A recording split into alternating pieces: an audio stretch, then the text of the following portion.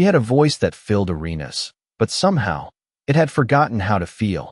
And on that quiet Thursday night, under dim amber lights and the low hum of a worn-out piano, Ethan Cole stood center stage like a man who owned every breath in the room.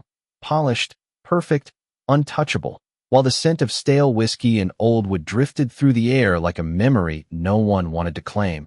And near the back, half hidden beside a flickering exit sign, stood Clara Whitmore, still, as if she didn't belong to the same world, her hands wrapped around a thin silver chain, the dog tag resting cold against her palm, the metal worn smooth by time and touch. And when the host called for open sign-ups, her name barely carried past the first row, soft, uncertain, almost swallowed by the laughter that followed. Because people like her didn't step onto stages like this. Not here, not in front of someone like him, and Ethan noticed. Of course he did, his eyes sharp with the kind of confidence that doesn't ask permission, only judgment. And when she approached, quiet, steady, holding nothing but that small piece of metal and whatever courage hadn't left her yet, he gave a smile that never reached his eyes and said, almost casually, almost kindly, "People come here to hear something real." And the room responded with a ripple of agreement. A few chuckles, the clink of glasses, the shifting weight of strangers deciding she wasn't worth their time. And for a moment, it looked like she might turn back, like the door behind her might call her name louder than the stage ever could. But she didn't move, not yet, because somewhere beneath the silence she carried, there was something else, something waiting, something that hadn't died, and the air seemed to hold its breath without knowing why. As if even the dust and the light knew what was about to happen but refused to say it out loud. And Ethan turned away, already done with her, already dismissing the moment as something small, forgettable, just another quiet interruption in a night built around his voice, his name, his world. But Clara stepped forward anyway, one slow step, then another, until she stood where the light found her, pale, steady, almost invisible except for the faint glint of that dog tag resting against her fingers. And when she reached the microphone, she didn't look at the crowd, didn't look at Ethan, didn't look anywhere but down for just a second, like she was listening for something only she could hear. And then, without warning, without music, without permission, she took a breath that sounded too fragile to matter, and somehow, it changed everything. The breath lingered in the microphone like a question. No one was ready to answer, thin at first, almost breaking under the weight of a room that had already decided her worth.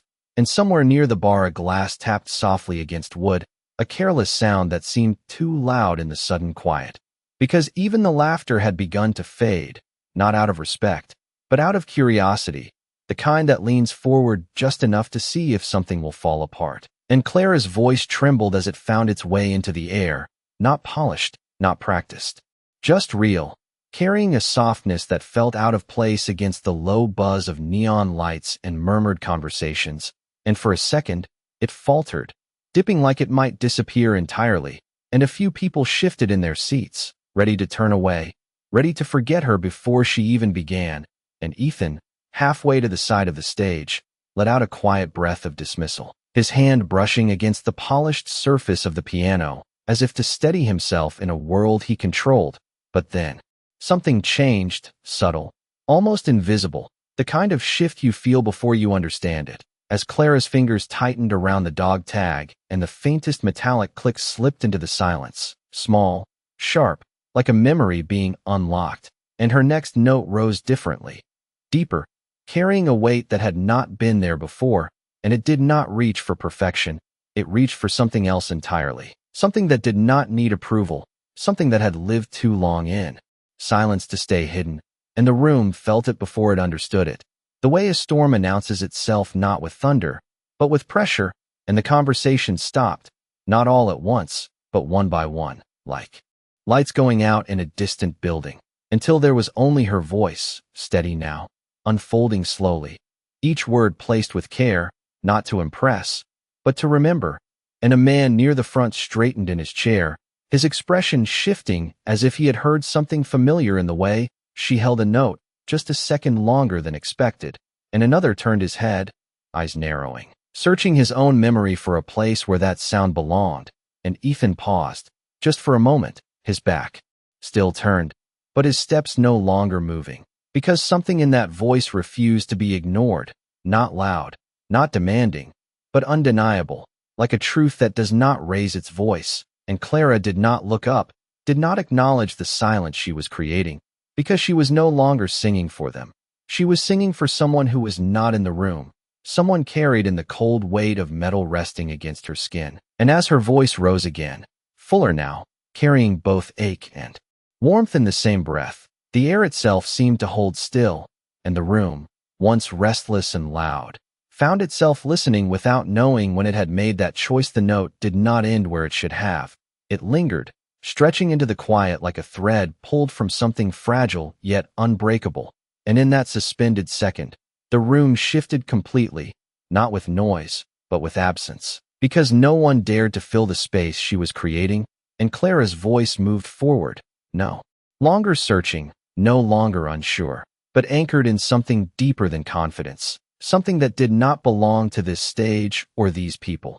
And as she sang, the dog tag pressed lightly against her fingers, each subtle movement producing a faint, rhythmic touch of metal that seemed to guide her, like a heartbeat that refused to fade.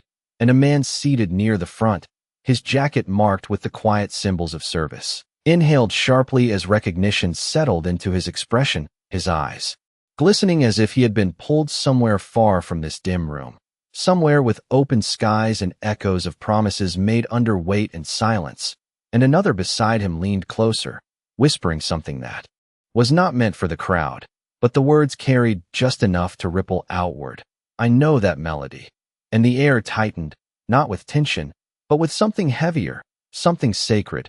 And Ethan slowly turned, not fully at first, just enough to listen without admitting he was listening, his posture still composed, but his eyes no longer distant, because what filled the room now was not performance, it was memory. And Clara's voice rose again, fuller, richer, carrying a quiet strength that did not need volume to command attention, each word unfolding like a story remembered rather than written.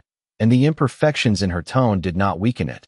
They gave it truth, the kind that cannot be rehearsed, the kind that only comes from holding on to something long after it should have been let go. And the piano behind Ethan stood untouched, silent, as if even it understood it was not needed. And for the first time that night, Ethan did not reach for the spotlight, did not prepare to reclaim the room, because something inside him hesitated, unfamiliar and unwelcome. A realization forming slowly that what she carried in her voice was something he had not felt in years. And Clara finally lifted her gaze, not to seek approval, not to challenge, but simply to exist within the moment she had created.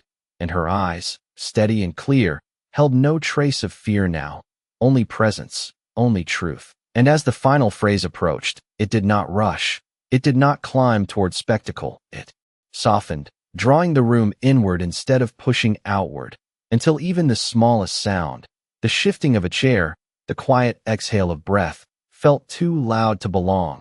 And when her voice settled into that last note, it did not demand applause, it simply stayed, suspended, as if waiting for something unseen to answer back. The note faded, but the silence did not, it held, stretching across the room like something sacred that no one wanted to disturb. And for a long second, no one moved, no one spoke, as if even the air understood that what had just happened was not meant to be broken too quickly. And Clara lowered her gaze again, her hand still wrapped around the dog tag, her breathing steady but soft, like someone returning from a place far away.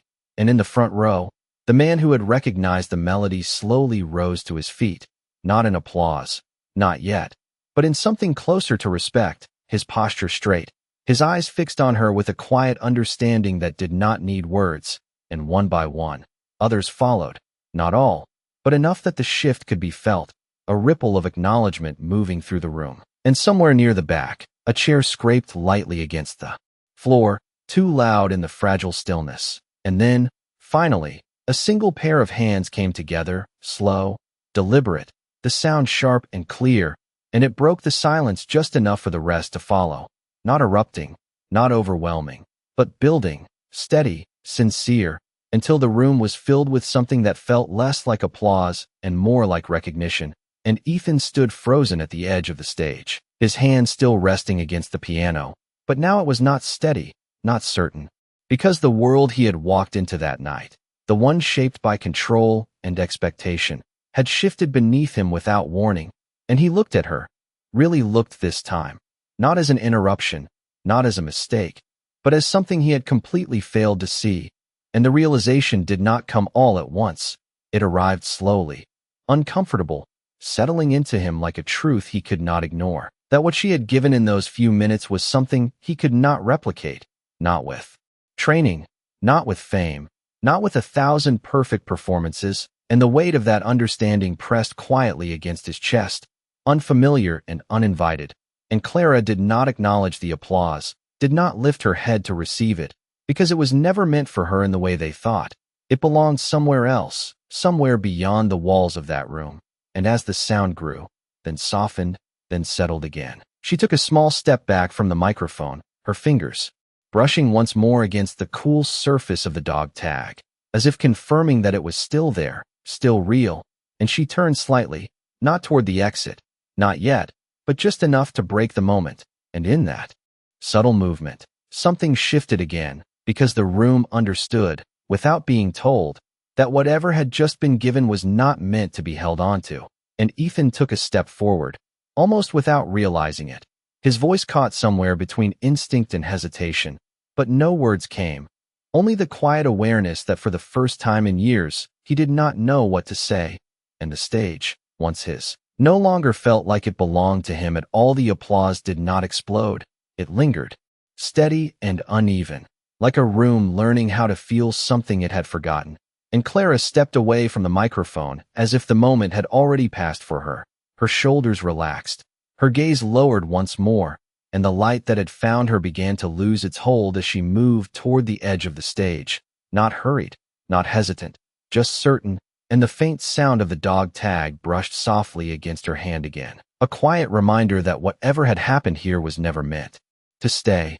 And near the front, the man who had stood first placed his hand over his chest, his lips moving in a whisper that no one else could hear, while beside him another wiped his eyes quickly, as if embarrassed by something deeper than tears, and the room, still caught between silence and sound, watched her as though afraid she might disappear if they looked away too soon. And Ethan remained where he was, his posture no longer composed, no longer controlled, because something inside him had shifted in a way he did not recognize, a fracture not of weakness, but of truth. And for the first time in years, the stage lights felt too bright, too exposing, as if they were revealing something he had carefully hidden behind perfect notes and practiced smiles. And he looked at the microphone she had just left behind, still standing, still waiting, but now it felt different, no longer a tool, but a question, and he realized, slowly, painfully, that everything he had built his voice on had been missing something he could not name until now, something that could not be trained, could not be performed, only carried, only lived. And as Clara reached the final step at the side of the stage, a voice from the crowd called out softly, not demanding, not loud, just enough to reach her. "Ma'am, who was that for?" And she paused, just for a second, her back still turned, her fingers tightening slightly around the dog tag, and the room leaned into that moment, waiting, not out of curiosity anymore, but out of something closer to respect. And she did not turn around, did not step back into the light. She only lifted her hand slightly, letting the small piece of metal catch the glow for a brief second, and her voice, when it came, was quiet, almost a whisper, but it carried farther than anything else that night. Someone who still listens. And then she continued walking, disappearing beyond the edge of the stage, leaving behind a room that no longer felt the same. And Ethan stood there, unmoving, his eyes fixed on the empty space she had left behind. And the applause faded again, not because it was over, but because it no longer felt necessary. And in that quiet, he took one slow step toward the microphone, not to perform, not to reclaim anything, but simply to stand where she had stood. And for the first time in his life, he wondered what it meant to sing something that actually mattered. The microphone stood waiting, untouched, as if it no longer belonged to the man who had built his life around it. And Ethan's hand hovered just inches away, not from fear, but from something far more unfamiliar, uncertainty. The kind that settles in when everything you believed about Yourself begins to loosen its grip, and the room watched him now, not with admiration, not with expectation, but with a quiet curiosity that felt heavier than applause ever had, and the faint hum of the overhead lights returned, filling the space Clara had left behind. But it no longer sounded the same. It sounded louder, emptier, like something trying too hard to be noticed, and Ethan finally stepped forward, slow, deliberate, until he stood where she had stood, his reflection faint in the polished surface of the piano beside him. And for a moment, he said nothing, because there were no words prepared for this, no script, no rhythm to follow. And when he reached for the microphone, his fingers brushed against it lightly, almost carefully, as if it had changed in some way he did not fully understand. And he glanced out at the crowd, but their faces no longer blurred together into a sea of approval. They were individual now, present, watching, waiting, and among them, the veterans remained standing, their expressions steady, grounded in something deeper than entertainment, and Ethan felt it, that shift, that invisible line between performing and meaning, and he realized he had spent years on one side of it without ever knowing the other existed. And he opened his mouth to speak, but the first words did not come easily. They did not come polished or practiced. They came quiet, almost uncertain. I think I missed something. And the admission hung there, simple, unadorned, yet heavier than any note he had ever held. And no one interrupted, no one laughed, because the moment did not allow it. And he lowered his gaze briefly, the stage lights catching the edge of his expression, revealing not weakness, but awareness, the kind that arrives too late to be comfortable, but just in time to matter. And somewhere near the back, the door opened softly, a faint rush of cooler air slipping into the room, carrying with it the distant sound of the street outside, and Ethan's eyes lifted instinctively toward it, as if expecting to see her again, but the doorway remained empty, and for the first time, he understood that some moments are not meant to be followed, they are meant to be felt, and then let go. And he took a slow breath, steadying himself not as a performer, but as something else, something he had not yet learned to name. And instead of singing, instead of reclaiming the night the way he always had, he stepped back, just one step, away from the microphone, away from the center of the stage, and the silence that followed was not awkward, not unfinished, it was complete, as if the room itself had already received what it needed. And in that quiet, Ethan stood still, no longer trying to fill the space, finally understanding that sometimes the most honest thing a voice can do is listen. The microphone stood waiting, untouched, as if it no longer belonged to the man who had built his life around it, and Ethan's hand hovered just inches away, not from fear, but from something far more unfamiliar, uncertainty, the kind that settles in when everything you believed about yourself begins to loosen its grip. And the room watched him now, not with admiration, not with expectation, but with a quiet curiosity that felt heavier than applause ever had. And the faint hum of the overhead lights returned, filling the space Clara had left behind, but it no longer sounded the same. It sounded louder, emptier, like something trying too hard to be noticed, and Ethan finally stepped forward, slow, deliberate, until he stood where she had stood, his reflection faint in the polished surface of the piano beside him. And for a moment, he said nothing, because there were no words prepared for this, no script, no rhythm to follow. And when he reached for the microphone, his fingers brushed against it lightly, almost carefully, as if it had changed in some way he did not fully understand. And he glanced out at the crowd, but their faces no longer blurred together into a sea of approval. They were individual now, present, watching, waiting, and among them, the veterans remained standing, their expressions steady, grounded in something deeper than entertainment, and Ethan felt it, that shift, that invisible line between performing and meaning. And he realized he had spent years on one side of it without ever knowing the other existed, and he opened his mouth to speak. But the first words did not come easily, they did not come polished or practiced, they came quiet, almost uncertain. I think I missed something. And the admission hung there, simple, unadorned, yet heavier than any note he had ever held, and no one interrupted, no one laughed, because the moment did not allow it. And he lowered his gaze briefly, the stage lights catching the edge of his expression, revealing not weakness, but awareness, the kind that arrives too late to be comfortable, but just in time to matter, and somewhere near the back. The door opened softly, a faint rush of cooler air slipping into the room, carrying with it the distant sound of the street outside, and Ethan's eyes lifted instinctively toward it, as if expecting to see her again, but the doorway remained empty, and for the first time, he understood that some moments are not meant to be followed, they are meant to be felt, and then let go. And he took a slow breath, steadying himself not as a performer, but as something else, something he had not yet learned to name, and instead of singing, instead of reclaiming the night the way he always had, he stepped back, just one step, away from the microphone, away from the center of the stage, and the silence that followed was not awkward, not unfinished, it was complete, as if the room itself had already received what it needed.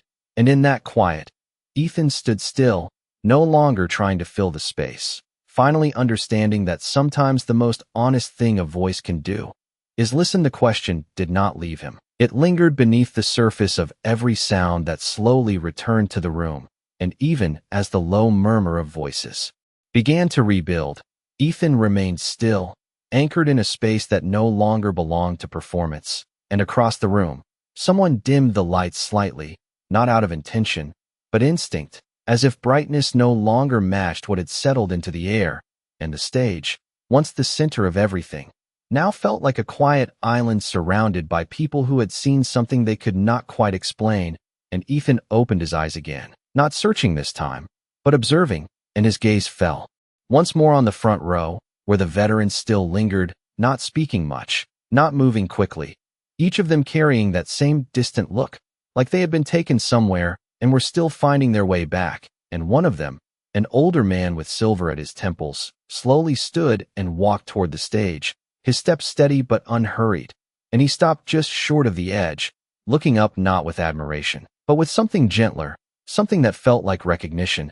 And Ethan met his eyes, unsure, unguarded, and the man gave a small nod, not to praise, not to judge, but simply to acknowledge, and then, without a word, he reached up and tapped lightly against the wooden edge of the stage, a soft sound, almost nothing, yet it carried meaning in a way Ethan could not ignore, because it was not for him, it was for the moment that had already passed.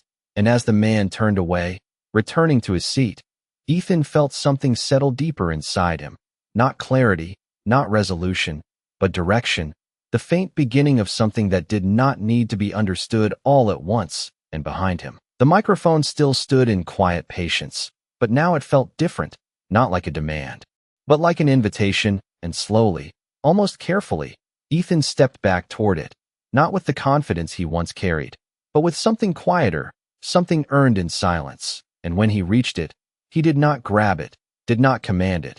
He simply stood there, letting the space exist, letting the room breathe. And when he finally spoke, his voice was softer than anyone had ever heard it, stripped of polish, stripped of performance.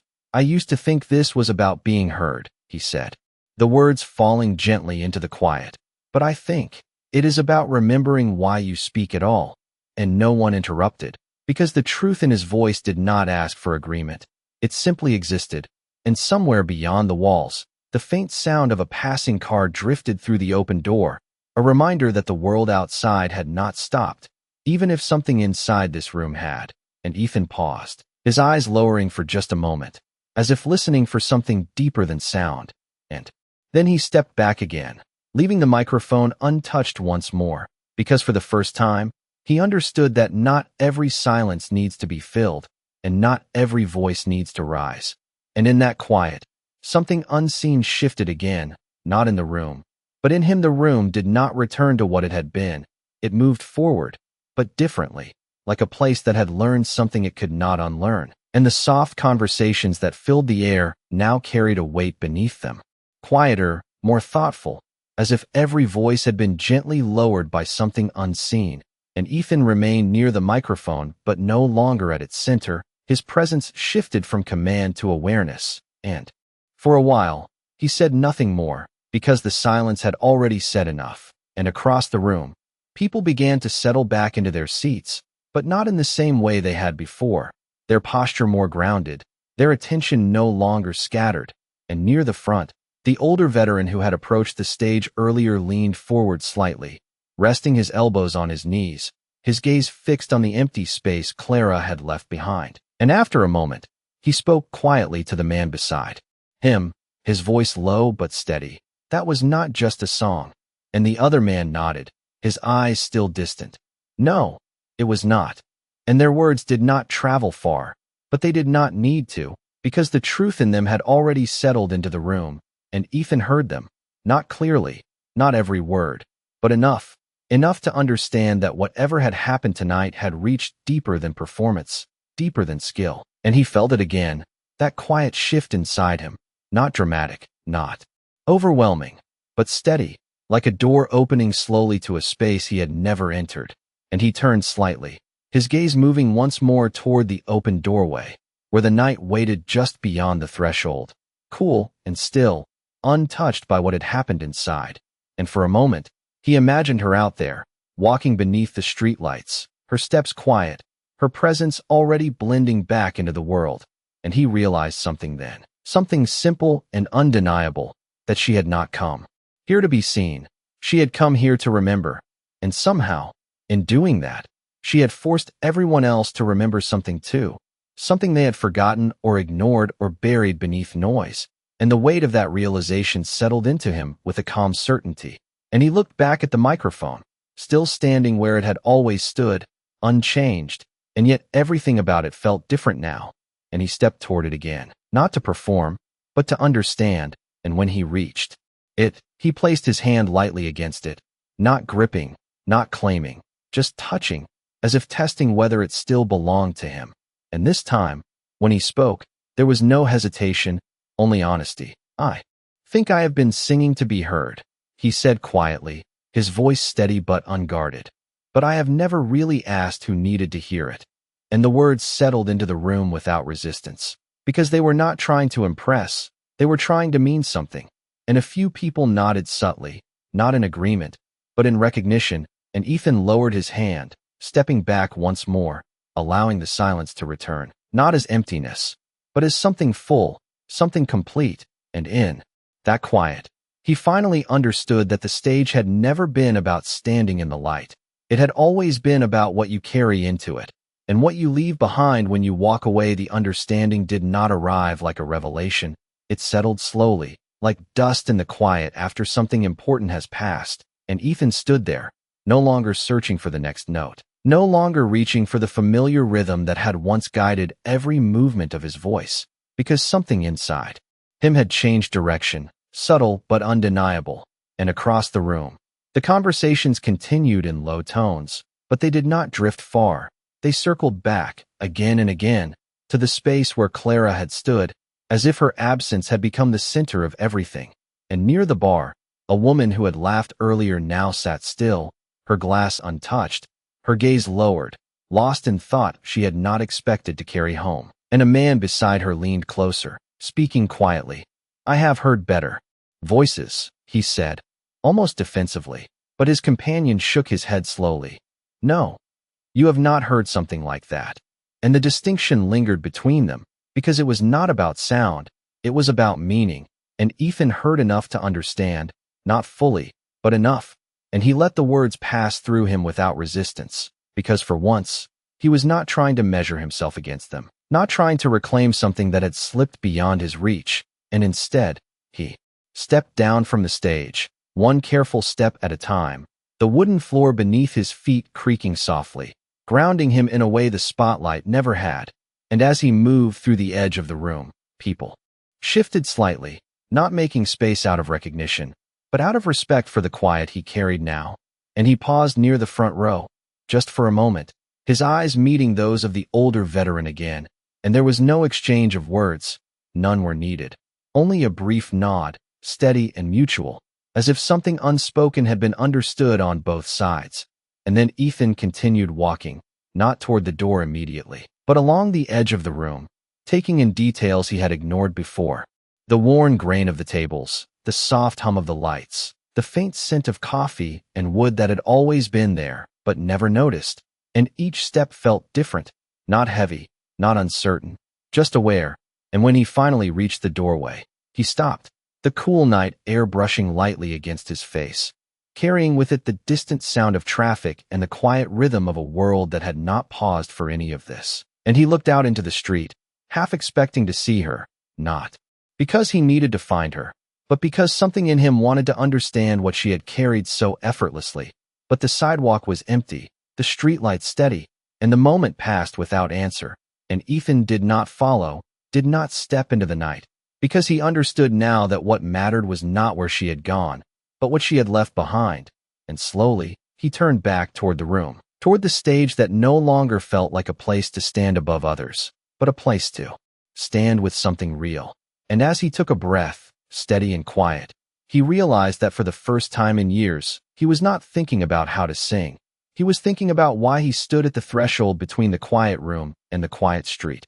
And for a moment, it felt like both worlds were asking the same question, not out loud, not directly, but in the stillness that lingered in each space. And Ethan remained there, neither stepping out nor stepping back, as if the answer required him to stay exactly where he was. And behind him, the room carried on in its softer rhythm, voices low, movements slower, the kind of atmosphere that follows something meaningful when people do not rush to fill the space because they are still holding what was given.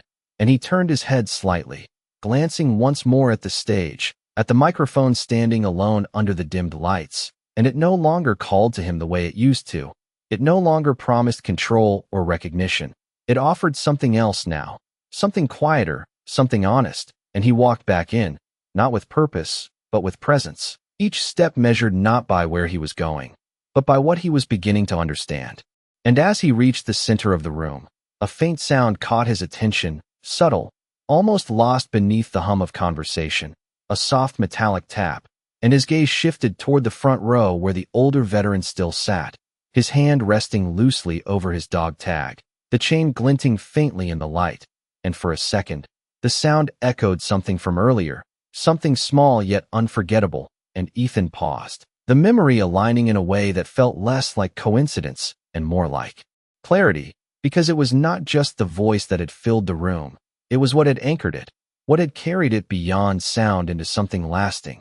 And he approached slowly, stopping a respectful distance away, not wanting to interrupt, not wanting to intrude, and the older man looked up, meeting his eyes with that same steady calm. And for a moment, neither spoke, because there was no need to explain what had already been felt. And Ethan nodded once, a quiet acknowledgement, and the man returned it, equally simple, equally complete. And then Ethan turned away, not because the moment had ended, but because it had already given him what he needed, and he walked back toward the stage, not to reclaim it, not to prove anything, but to stand in it differently. And when he reached the microphone again, he did not hesitate this time. He did not overthink or prepare. He simply stood there, letting the quiet settle around him. And when he finally spoke, his voice carried none of the performance it once had, only truth. "I used to think a voice had to be strong to matter," he said softly, his words steady, unguarded. "But maybe it just has to be honest." And the room listened, not because he demanded it, but because he had finally given them something worth hearing. And as the words faded, he did not continue. He did not fill the silence that followed, because now he understood that what comes after truth does not need to be louder. It only needs to be real. And in that quiet, something settled fully into place, not in the room, but in him. The quiet did not feel empty anymore. It felt settled, like something that had finally found where it belonged. And Ethan stood there, without the need to move, without the need to reach for anything beyond what was already present. And the room, though still filled with people, carried a kind of stillness that does not come from silence alone, but from understanding. And one by one, the small sounds returned again, chairs shifting, glasses placed gently on tables, the low murmur of voices picking up not in excitement, but in reflection. And near the front, the older veteran leaned back in his seat, his hand still resting lightly over the dog tag, his gaze softer now, as if something long carried had been acknowledged without needing to be spoken aloud.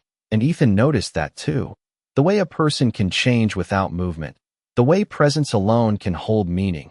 And it stayed with him, that image, that quiet gesture, because it mirrored something inside him, something that had been waiting, and he turned slightly, looking out across the room not as a performer surveying an audience, but as a man seeing individuals, each one holding something unseen, each one carrying stories that did not ask to be displayed, and for the first time, he felt no urge to rise above them, no need to stand apart, only a quiet desire to be part of something real, and the stage behind him no longer felt like a place of elevation, but a place of offering, and slowly, almost without thinking, he stepped away from the center again, giving the space back to itself, letting the light fall where it may without trying to claim it.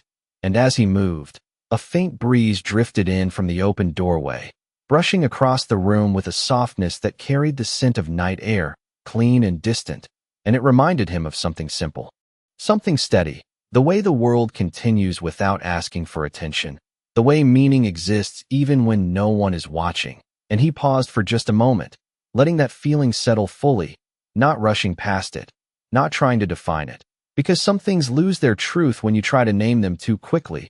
And across the room, someone quietly turned down the music that had begun to play again, lowering it until it became almost nothing, a background presence rather than a distraction. And in that softened atmosphere, the room felt complete, not because everything had been said, but because enough had been understood, and Ethan took a slow breath, steady and calm, and for the first time in a long while, it did not feel like preparation, it felt like presence. And he realized then that what had happened here was not about a single voice or a single moment. It was about something much quieter, something that does not demand attention but changes it, something that lingers long after the sound has faded. And as he stood there, no longer needing to prove anything, no longer needing to fill the silence, he understood that sometimes the most powerful thing a voice can leave behind is not a note, not a performance, but a feeling that stays with you when everything else is gone. Still, the night did not end with applause or final words. It settled into something quieter, something that did not need to be marked by a clear ending. And one by one, people began to leave, not in a rush, not with the usual chatter that follows a night out, but slowly, as if each step carried a thought they had not expected to take with them. And the door opened and closed in soft intervals, letting in brief breaths of cool air that brushed against the warmth inside. And Ethan remained where he was for a while longer, not because he had nowhere to go, but because he understood that leaving too quickly would mean missing something still unfolding, something that could not be seen but could be felt. And the stage behind him dimmed further as someone adjusted the lights, the edges of the room fading into softer shadows, and the microphone, still standing in its place, no longer looked like an instrument. It looked like a witness, something that had been present for a moment that mattered, and would remain long after it was over. And Ethan finally turned away from it, not with reluctance, but with acceptance, and he walked slowly toward the exit, each step unhurried, grounded.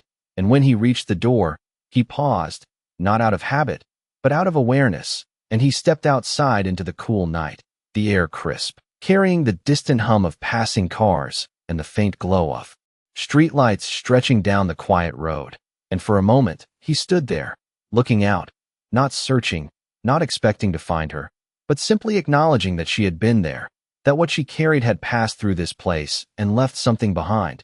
And he reached into his pocket, almost unconsciously, his fingers brushing against nothing, and he stopped, a small realization forming, not regret, but understanding, that not everything meaningful is meant to be held on to. Some things are meant to be carried differently, inside, where they do not fade. And he exhaled slowly, the breath visible in the cool air for just a second before disappearing. And when he looked back through the doorway, the room inside was nearly empty now, the lights lower, the tables quiet. But it did not feel empty.